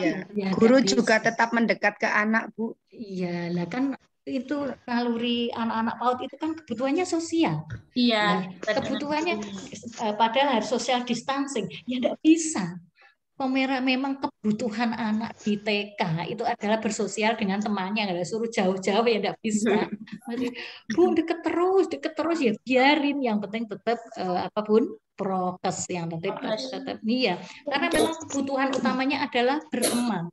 Ya kebutuhan utamanya adalah memang ini apa jaga teman apa sosialisasi ya sosialisasi. Nah terus kalau di habis masa pandemi ini diusahakan ya Bapak Ibu semuanya menggunakan perlengkapannya sendiri-sendiri, mungkin baik itu alat makan atau mungkin alat-alat yang lain yang biasanya bareng-bareng itu mungkin bisa disiasati untuk punyanya sendiri-sendiri seperti itu. Terus disampaikan juga pulang sekolah sebaiknya memang tidak kemana-mana, langsung pulang ke rumahnya. Kalau di Semarang tuh pada ke mall atau kemana gitu pun pulang sekolah. Nanti kalau mohon maaf terjadi indikasi ada positif gitu, ini anak dibawa kemana, nanti kan mesti yang disalahkan sekolah seperti itu. Sehingga untuk antisipasi seperti itu kita akan sampaikan kepada orang tua jika pulang sekolah langsung ke rumah, tidak usah mampir kemana-mana gitu. Baik, sampai di sini ada yang kurang jelas yang bisa ditanyakan. Kalau tidak jelas, sampai kita ada kebiasaan bayur setelah COVID bisa disampaikan. Ada yang belum jelas, monggo Bapak Ibu semuanya. Halo, monggo. Sudah jelas semua. Masih... Ya, oke deh. Ini pesannya Bu Guru untuk anak-anak saat tiba di rumah. Ini sudah biasa ya Bun kalau ini ya. Lepas sepatu dan lain-lain, cuci tangan atau mandi, masker, kaos tangan dipakai semuanya langsung ditaruh di tempat cucian. Nah, kalau yang masker sekali pakai langsung dibuang gitu. Ini adaptasi setelah adanya COVID ini, dan anak-anak karena edukasi di mana-mana, insya Allah anak-anak akan mudah nih. Apa yang harus dilakukan orang tua sebelum anak berangkat sekolah? Nah ini kurang lebih yang ada di slide itu Bun, kurang lebih memastikan bahwa semua prokesnya sudah disiapkan, baik itu maskernya atau face shield-nya atau bekalnya, ya itu sudah kita kuatkan. Dan sampai di sekolah cek anak-anak mungkin di rumah punya cek suhu, ini anaknya sedang panas apa tidak ya. Kalau panas ya tidak usah berangkat ke sekolah. Nah, terus untuk membawakan makan atau bekal. Nah, ini karena Bapak Ibu semuanya kita sangat tahu di masa pandemi ini imun tubuh sangat dijaga. Yang sulit itu anak adalah minum air putih. Iya Pak, iya Bun?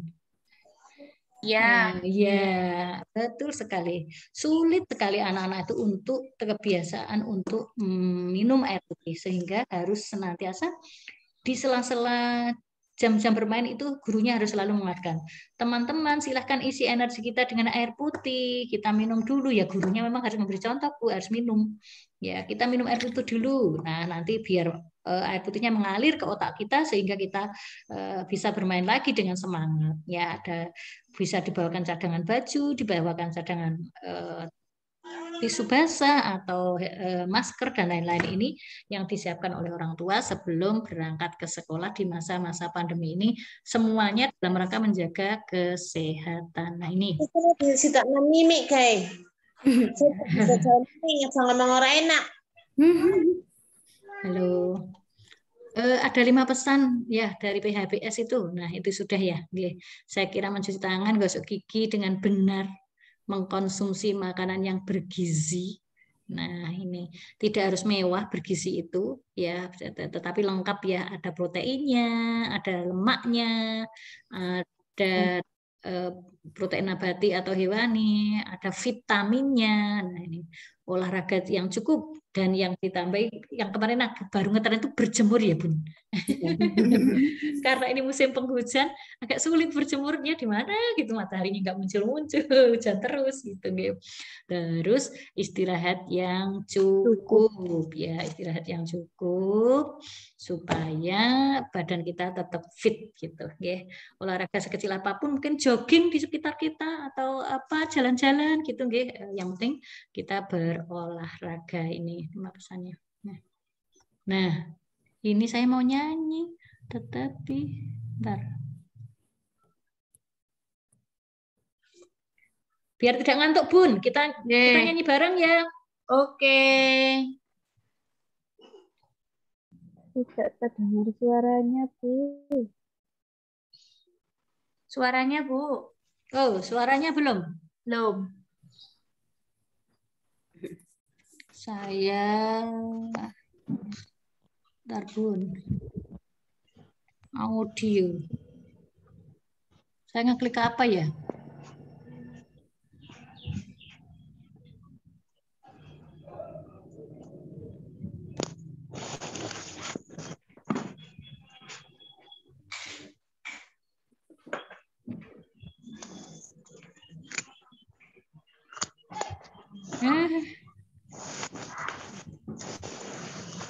Maaf Bun, sebentar.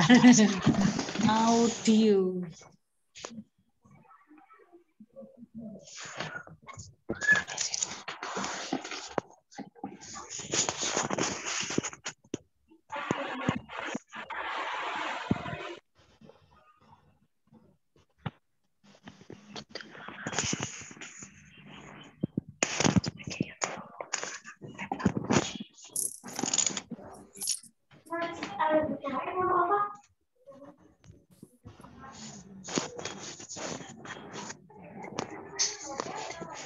Ini cara mencuci tangan ya.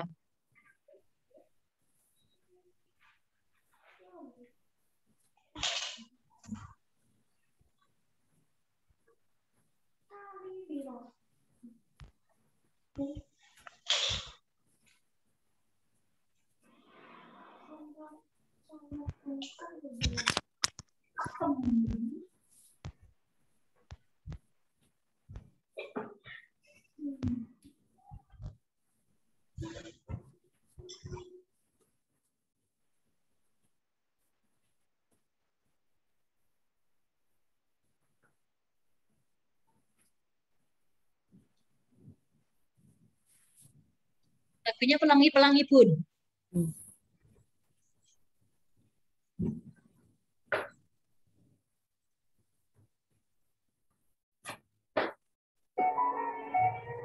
Cara cuci tangan mulai dari depan, belakang, mudah sama jari, jari, ujung jari.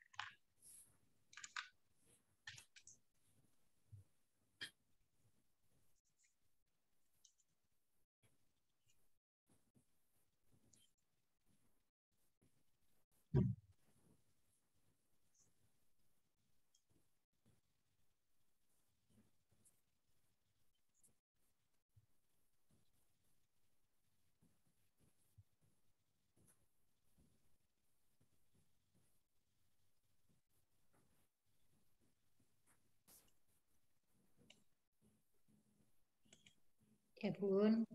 Baik, nanti file sudah saya kirim ke Bu Wiwi ya, nanti biar dikirim ke Bapak Ibu semuanya. Oke. Nah, sekarang di kesehatan sudah selesai, kita akan bercerita tentang pemenuhan gizi. Gizi yang sehat dan seimbang. Ya. Bisa sharing Bapak Ibu semuanya, kira-kira gizi yang seimbang itu yang kayak apa ya? 4 sehat 5 sempurna. 4 sehat 5 sempurna. Kira-kira harus ada apa? Sayur, buah, protein, ada proteinnya, karbohidrat, lemak, mineral, vitamin ya, itu seimbang. Nah, terus karbohidrat ya, karbohidrat tidak harus nasi ya Bun, ini bermacam-macam ya, bergizi dan seimbang di sini. Bisa kita lihat ya, di sini ada roti misalkan ya, proteinnya ada ikan, ada daging, ada ayam. Nah, terus sayur-sayurannya itu bisa brokoli, bisa tomat, bisa wortel ya, bisa sayur bayam, kacang-kacangan. Nah, ada tahu. Tahu itu apa? Proteinnya. Protein apa? Protein nabati apa hewani? Nabati. Iya, oke. Ini untuk gizi yang seimbang ini tumbuh berkembangnya secara optimal. Ini Bun. Nah, ini gizi seimbang itu ada kurang lebih gambarnya seperti piramid, ngaten nggih Bun. Kurang lebih seperti ini, protein nabatinya 2-3 porsi. Nah, ini ada ini. Boleh dipilih. Boleh daging, boleh ayam, boleh tempe atau tahu. Nah, ini terus sayurannya 3-5 porsi boleh dipilih. Ada wortel, ada kobis, ada terong, ya. Mungkin ada bayam, sawi dan lain-lain gitu. Terus ini makanan pokok nih, makanan pokoknya. Makanan pokok ya. Kopi. Boleh dipilih. Terus ini setiap hari kita harus minum air putih 2 liter. Nah, sudahkah kita lakukan? Belum, Bu. Yang sulit di mana itu kalau minum air putih ya, apalagi musim penghujan gini, kalau udah ini ya minum atis nanti kamar mandi terus gitu ya. yang terjadi seperti itu. Ini gizi seimbang ya. Nih, air. Nah, air untuk anak-anak memang sangat sulit. Namun kita sebagai orang dewasa harus menstimulasi untuk kecukupan airnya. Sehari kurang lebih 2,5-3 liter. Wow, kita aja masih sulit ya. Nah, untuk apa toh air itu? Menjaga metabolisme tubuh kita. Utamanya asupan-asupan ke otak ya. Ke otak itu butuh aliran air yang sangat banyak gitu, kelancaran aliran dan lain-lain. Siap belajar, tubuh lebih siaga. Nah, ini kita harus banyak minum untuk mengurangi dehidrasi ya. Kadang-kadang kita kalau minum itu saat haus saja ya, padahal kita sebaiknya tidak haus pun harus kita biasakan untuk selalu minum air putih. Nah, ini Bapak Ibu pesannya gizi seimbang tadi. Ini biasakan, tapi zaman sekarang itu banyak yang diet ya. Makanya tidak 3 kali ya. Banyak yang diet makanya jadi takut gemuk gitu, mengurangi karbohidrat lah, mengurangi apa ini. Nah, ini kita biasakan untuk makan 3 kali. Nah, dari pagi, siang dan malam. Kita biasakan juga mengkonsumsi protein, ada ikan, ada telur, ada tempe. Nah, itu, dan kita juga biasakan banyak makan sayuran. Nah, terus ini air putih dan lain-lain ya. Makanan kita membatasi makanan siap saji ya. Tapi siap saji ini anak-anak sangat menyenangkan nggih Bun nggih. Sosis, nugget itu paling gampang kalau kita tidak terlalu repot langsung goreng gitu aja. Itu kita menghindari itu nggih. Terus kita juga biasakan untuk menyikat gigi 2 kali sehari setelah makan dan sebelum tidur. Yang ini untuk menjaga kesehatan gigi anak-anak. Jangan lupa Bapak Ibu semuanya olahraga. Nah, ini olahraga apapun kita niatkan olahraga itu akan menyehatkan tubuh kita. Baik, sampai di sini monggo jika ada pertanyaan atau kita mau nyanyi, saya tuh mau nyanyi. Kenapa? Iya, kita ini. Ya, Ibu, sampai di sini sampai pesan gizi berseimbang. Ada yang masih belum jelas? Maaf Ibu, mau tanya. Boleh. Dulu menurut saya itu kalau apa ya, misalnya 3 hari berturut-turut makan telur terus itu bisa apa ya, bisa itu kenapa ya Bu? Bisulen ya Bun? Iya. Apa karena alergi makan telur ya? Bisa jadi Bun, karena kan telur itu yang maaf khusus kuningnya kan banyak banget lemaknya ya. Ya mungkin kulitnya sangat peka seperti itu sehingga timbul bisul yang ada di kulitnya. Bisa jadi seperti itu. Ada yang makan tiap hari itu tidak terjadi juga, ya itu tergantung apa ya sensitivitas kulitnya Bun. Tapi bagus. Saya usahakan kalau saya pagi itu enggak sempat makan apa-apa, pokoknya ada rebusan telur gitu. Ya saya usahakan gitu. Direbus ya, tidak digoreng karena kalau digoreng itu kolesterol ya Bu, sudah usia-usia gitu kan menghindari kolesterol gitu. Ya. Monggo, ada yang bertanya lagi? Silahkan. Monggo Ibu-Bu. Bapaknya satu tok ya. Ya, baik. Saya lanjutkan. Ini gizi. Tadi sudah ya Bu. Ada hewani, protein sudah ini tadi sudah. Nah ini Bu.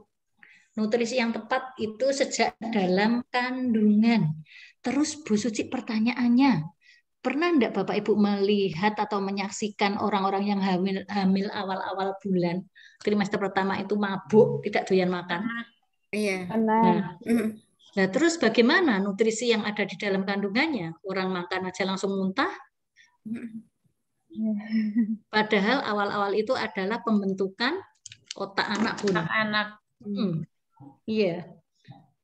Sehingga kalau kita menyaksikan teman-teman kita atau di sekeliling kita ada orang hamil awal itu muntah terus, tidak doyan makan apa-apa, kira-kira apa yang harus kita lakukan?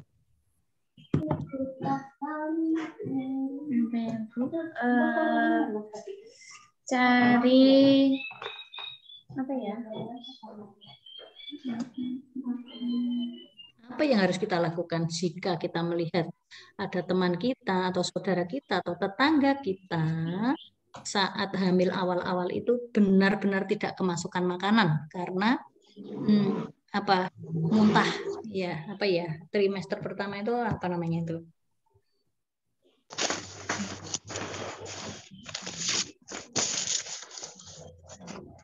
Nah, itu biasanya kita kuatkan ya Bun. Kita kuatkan, kita sebenarnya mindsetnya itu mindset otaknya itu harus kita kita tata ulang ya Bu. Sebenarnya itu kalau kita mindsetnya aku makan untuk anakku gitu ya mungkin tidak terjadi separah itu mungkin ya. Kalau yang saya rasakan saat hamil itu saya harus makan, enak ndak enak, muntah ndak muntah karena yang di dalam perut ini butuh gitu ya. Mungkin itu mindset atau cara berpikir itu mungkin bisa kita bisa kita sarankan mungkin ya itu ya supaya di awal kehamilan itu karena pembentukan otak kan butuh nutrisi yang banyak itu ya, seperti itu ya.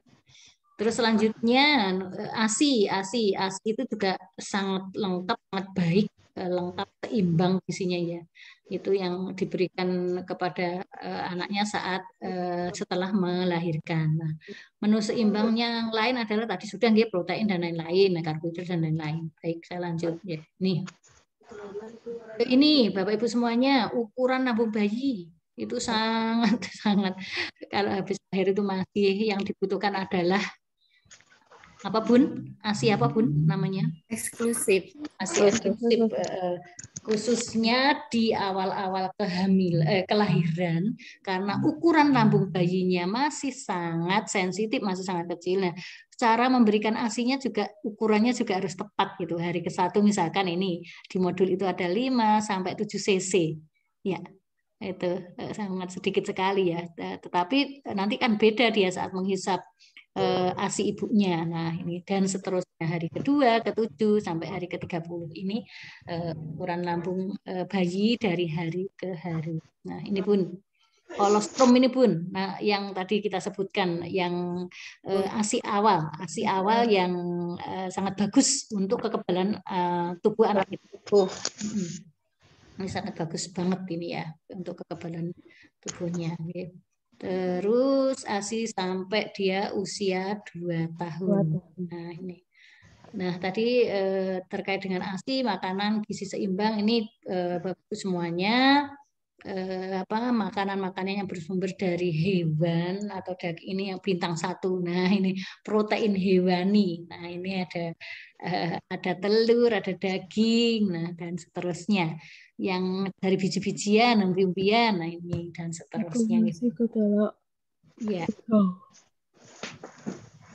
Baik, nah ini perhatikan nih. Menu 4 bintang Bun. Nah, ini 4 bintang apa saja? Nih, kita lihat ya. Bahan pengelolaannya, cara pengelolaannya Bapak Ibu mungkin sudah sering dengar. Saat kita memasak sayur-sayuran hijau, sebaiknya tidak terlalu lama di atas kompor, ya, di atas api itu tidak terlalu lama sehingga kandungan gizi-gizi yang kita peroleh itu masih tetap utuh, tidak menguap seperti itu. Ya, ini bahan makanannya, penyajiannya itu juga sangat mempengaruhi. Ya, nih, nah di antara makanan-makanan ini Bun, mana yang paling disukai? Gorengan. Ya, kenapa? Kenapa Bun nggak suka gorengan? Kenapa Bun? Di bawahnya dingin Bu, rasa pengen makan gorengan terus. Gitu ya Bun. Lebih gurih Bu. Lebih gurih. Kalau minuman-minuman seperti itu Bu, kayak Fanta, Sprite, ada pemanisnya Bu. Ada apanya itu? Pemanis, pewarna buatan. Ada pewanis, pewarna buatan, ya perasa juga bisa ya. Ada pengawet karena mencairkan kalau sekian bulan gitu kan harus diawetkan, itu hati-hati. Kita edukasi murid-murid kita, mungkin Bapak Ibu memperhatikan anak ini kok suka bawa bekal ini ya, misalkan minuman-minuman kemasan kan banyak banget ya Bun. Minuman kemasan banyak banget, nah itu harus diwaspadai. Sebaiknya tidak terlalu sering. Nah, ini di antara 3 ini adalah paling menyehatkan adalah buah tentunya ya. Boleh sekali gorengan boleh Bu, tidak dilarang dah, tetapi tidak terus menerus gitu ya, karena akibatnya tahu nanti kolesterolnya terlalu tinggi nanti juga berbahaya. Ya betul. Nah ini gizi seimbang ya. Tumbuhan, perkembangan, nah ini ya penting. Kenapa? Untuk pertumbuhan. Nah bedanya pertumbuhan sama perkembangan apa Bun? Kalau pertumbuhan ke atas fisik. Pertumbuhan fisik. Kalau pertumbuhan itu fisiknya, jadi tinggi, jadi besar, gemuk, bla bla bla. Kalau perkembangan itu apanya? Otak pemikiran. Psikisnya, iya psikisnya dalam arti mungkin emosinya, bisa dalam arti juga otaknya, bisa dalam arti yang lain ya, itu psikisnya. Kalau tumbuh itu dari bayi terus agak besar, menjadi besar, bisa lari, bisa jalan, nah itu tumbuh. Tetapi kalau perkembangan itu misalkan awalnya belum berbiasa, awalnya masih ngoceh-ngoceh, mulai tumbuh bahasanya, mulai mama dan seterusnya, itu bedanya ya. Kenapa kok gizi seimbang ini sangat penting untuk pertumbuhan dan perkembangannya? Karena nanti akan terkait juga dengan kecerdasannya. Nah tadi ada pertanyaan tentang stunting tadi ya Bun. Stunting tadi kan adalah anak-anak yang mohon maaf kurang beruntung gitu gizinya, sehingga di stunting ada beberapa. Stunting apa artinya stunting? Apapun, anak yang kurang apa? bakal tumbuh karena kurangnya gizi yang seimbang. Kurangnya gizi. Iya, gizi yang seimbang. Bisa terjadi biasanya di daerah-daerah apa seperti itu biasanya terjadinya?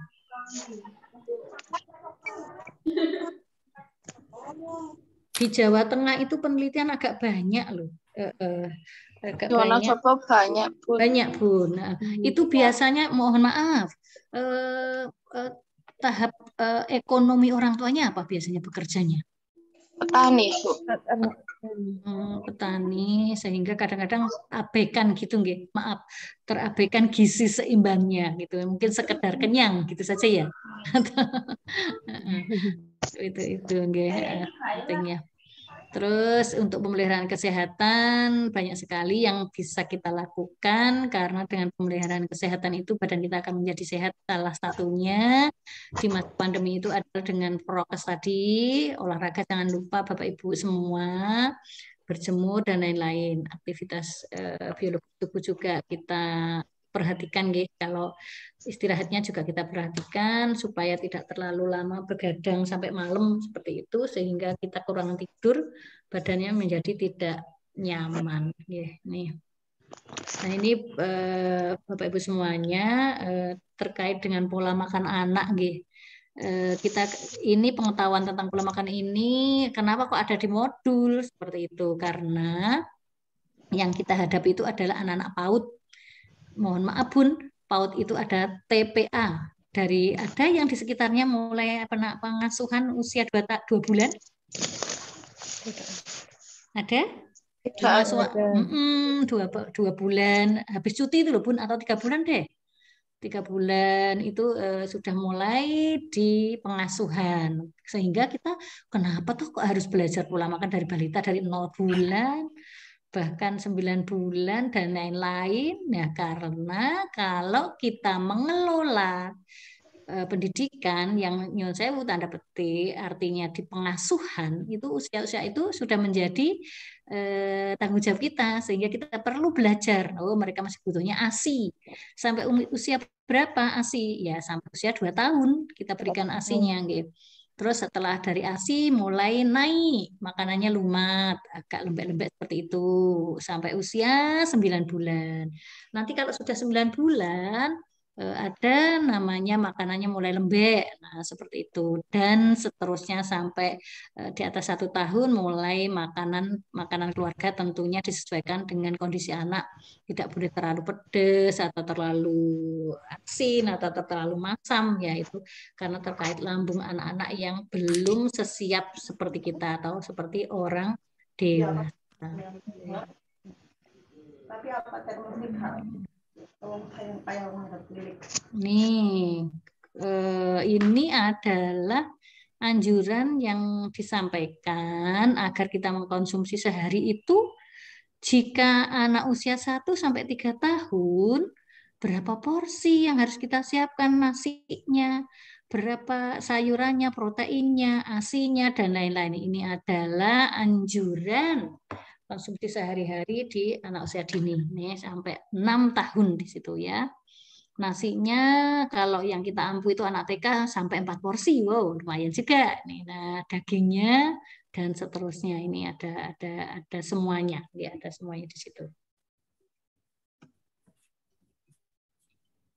Bisa jalan ya. Oke. Oke, nih. Ini Bapak Ibu semuanya contoh menu piring 4 bintang tadi yang sudah ada kita di atas tadi yang sudah kita baca bareng-bareng tadi gitu. Adanya menu-menu seperti itu. Nah, ini sederhana saja, tidak usah terlalu yang mahal-mahal. Yang penting lengkap nggak, ada sayur, ada lauk, ada karbohidrat dan lain-lain. Ini contohnya kurang lebih seperti itu nggih, Bapak Ibu. Nah, terus bagaimana keterlibatan orang tua dalam menyediakan makanan bergizi yang ada di lembaga Bapak Ibu semuanya? Kita diskusi di sini. Oke, silakan Bapak Ibu, masih ada waktu sebentar. Kita close jam 3 nggih? Iya. Nggih. Nggih Bu Isti, jam 3 close-nya. Iya Bu, jam Oke, 3. ya ini masih kurang, masih ada waktu. Ya, lebih sedikit tidak apa-apa Bu. Gitu, baik-baik. Oke. Tapi mohon maaf Bu, hari ini saya tidak bisa lebih karena saya kuliah. Ayo Bu, monggo menyesuaikan saja. Iya, saya kuliah jam 3, ada kuliah jam 3, nggih. Mohon maaf, nggih. Nggih, monggo kita diskusi yang pernah terjadi di lembaga panjenengan dalam melibatkan orang tua menyiapkan makanan bergizi apa saja. Seperti apa pengalamannya? Yes, ya. Orang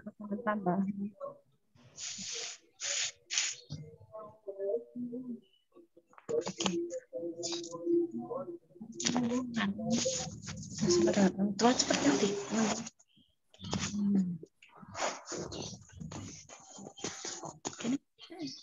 Apa Bun pengalamannya? Biasanya Bun, ini keterlibatan orang tua itu ada parent class atau parent day bisa, atau menyiapkan makanan itu biasanya orang tua atau sekolah yang di lembaga panjenengan pengalamannya. Misalkan ada makan bersama itu Orang tua, Bu. Orang tua. Orang tua nggih. Tetap dilibatkan gitu nggih, orang tua dilibatkan bergantian di jadwal atau bergantian atau pripun? Di jadwal. Terjadwal nggih. Baik. Nggih terjadwal berarti nanti perlu iuran bareng gitu atau dari jadwal orang tua masing-masing itu yang pernah terjadi.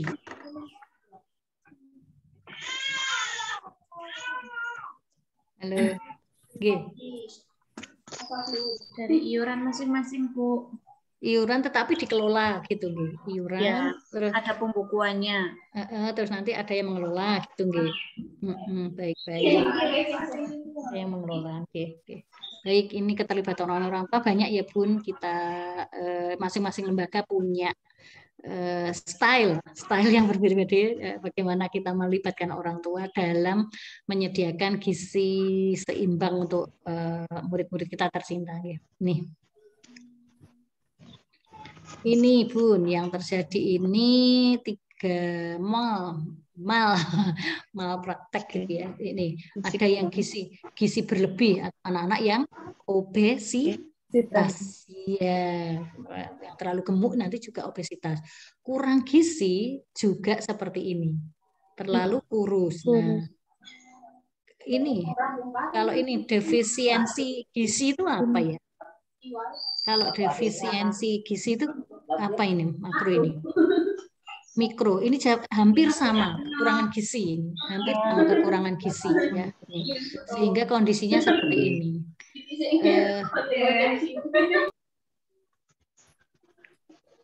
Halo, ini ya. Ini anak-anak yang dulu kalau kita menarik ke zaman dulu itu ingat peristiwa di Ethiopia dulu nggih Bun nggih, yang sangat kekurangan gizi, kondisi tubuhnya kurang lebih seperti ini.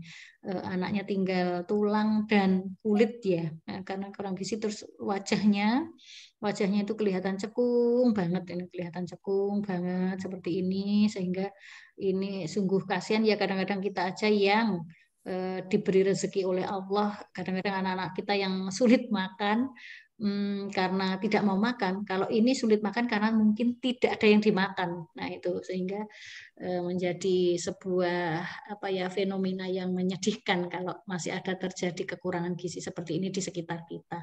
Semoga tidak terjadi nggih Bapak Ibu semuanya. Semoga tidak terjadi sehingga yang ada di lembaga kita atau tetangga kita adalah anak-anak yang sehat yang bisa tumbuh berkembang yang baik sesuai dengan usianya. Nggih. Baik, nggih. Sampai di sini Bapak Ibu semuanya, masih panjang materinya, dilanjutkan besok seperti itu, nggih. Ada yang bertanya, saya buka untuk tanya jawab, ini masih ada berapa menit. Monggo Bu Isti dikondisikan jika ada yang mau bertanya, boleh tentang kesehatan, ini di luar materi tadi.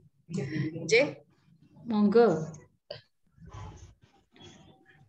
Masih ada waktu kurang lebih 5 menit. Sedikit waktu, silakan teman-teman. Barangkali ada yang mau ditanyakan atau mungkin sudah cukup? Tanya Bu. Ya, disilahkan Bu Uswatun ya, Bu Uswatun Hasanah. Oke, monggo disilahkan. Ini mau tanya terkait dengan stunting. Terus stunting itu kan kalau secara fisik itu berat badan dan tinggi badan yang kurang ya Bu.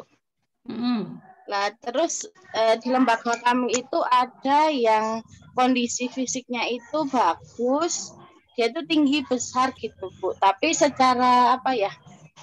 Secara pemikiran itu kurang, itu bagaimana Bu? Kognitifnya Bun? Iya kognitif, terus fisik motoriknya juga kurang gitu.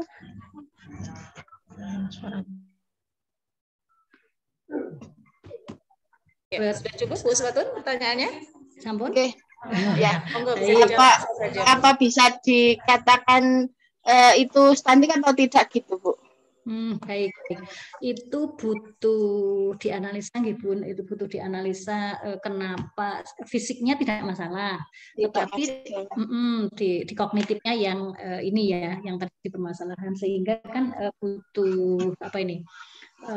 Butuh tenaga medis yang benar-benar harus memantau ini ada kelainan genetik atau ada kekurangan gizi kah atau ada penyakit penyakit apa yang ada di dalam tubuhnya sehingga perlu analisis oleh tenaga-tenaga khusus Bun. Kalau seperti itu kita tidak bisa menjudge oh ini stunting, oh ini apa gitu ya, kita kan perlu diagnosa untuk mengamati anak ini kenapa. Mungkin kalau kognitifnya mungkin enggak terjadi dari gen keturunan keluarganya, ada enggak yang gennya seperti itu, atau kena virus itu juga bisa virus itu juga ada yang mempengaruhi ke fisik seseorang gitu, virus. Soalnya di desa saya itu, desa Sigedang itu yang terdeteksi stunting itu ada 56 anak Bu. Nah, terus tapi secara fisiknya itu memang tingginya berkurang, terus berat badannya juga kurang, tapi secara kognitif itu berkembang Bu, begitu. Berat badannya yang berkurang ya Bun? Iya, kurang. Berat badannya, tinggi badannya, berarti kan ada, mohon maaf, ada kelainan yang ada kelainan yang mungkin menurun seperti itu ya Bun, atau tetapi kognitifnya tidak masalah ya, kognitifnya tidak masalah Bu. Kalau aspek itu memenuhi semua, cuma itu untuk ukuran tinggi badan sama berat badannya itu berkurang ya. Mungkin jika dari tenaga medis itu menyampaikan mungkin dengan pemberian gizi yang istilahnya itu pemberian gizi yang ini Bun terus menerus nanti akan diberikan, mungkin bisa jadi nanti dia semakin tinggi atau semakin berat badannya bertambah seperti itu. Jadi memang butuh analisa orang-orang medis ya Bun, seperti itu. Terima kasih Bu. Ya, baik. Terima kasih. Baik Bu Isti, kayaknya cukup hari ini sampai slide ke-58. Besok akan saya lanjutkan, untuk gizi memang agak banyak materinya. Jadi saya lanjut insya Allah besok. Dan hari Ahad saya di Ahad itu saya materinya ini etika karakter pengasuhan. Saya di pengasuhan nanti gitu. Bapak Ibu nyun sewu, jika Anda jelas bisa ditanyakan, kalau jelas terima kasih, insya Allah saya lanjutkan besok lagi. Matur nuwun, semoga bermanfaat, nanti bisa dibaca modulnya yang lebih lengkap, banyak banget Bu, gizi ini banyak banget, nanti bisa dibaca modulnya gitu Bu Isti.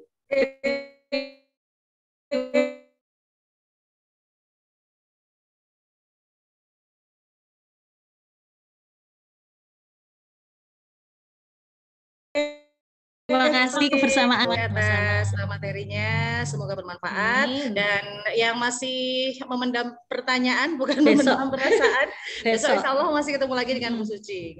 Sekali terima kasih teman-teman, dan mari kita akhiri pertemuan kita pada hari ini dengan bersama membaca hamdalah. Alhamdulillahirrabbilalamin. Saya selaku moderator mohon maaf apabila banyak kesalahan dan kekurangan. Insya Allah besok ketemu lagi, mudah-mudahan dengan semangat yang lebih lagi, dengan suasana yang yang lebih ceria lagi. Terima Oke. kasih. Saya Iya. undur diri. Assalamualaikum warahmatullahi wabarakatuh. Waalaikumsalam warahmatullahi wabarakatuh. Mau diambil foto enggak, Bun? Foto bersama? Iya, Gusti. Pak Jati sudah siap. Ayo kita ambil foto bersama biar ada dokumen. Dinyalakan semua. Kameranya dibuka. Bu Dwi kameranya belum?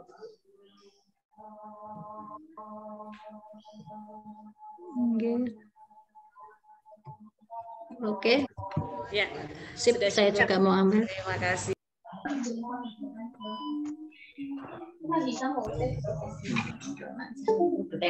Izin live sampun, fotonya sampun. Sampun. Baik. Sama-sama izin live ya teman-teman. Udah kelihatan wajah cantiknya semua ya. Oke, sampai bertemu besok.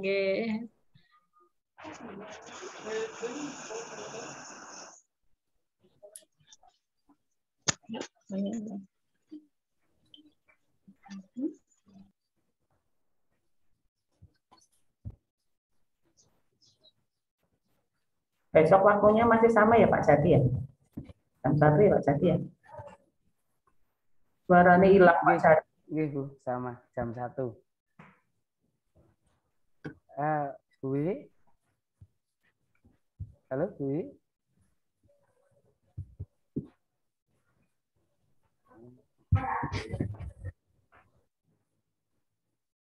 Oke, monggo teman-teman untuk setelah ini bisa dilanjutkan untuk pengerjaan tugas individunya dan monggo selamat berkarya. Semoga diberi kemudahan. Oke, mohon izin untuk menutup room ini, nggih. Matur nuwun.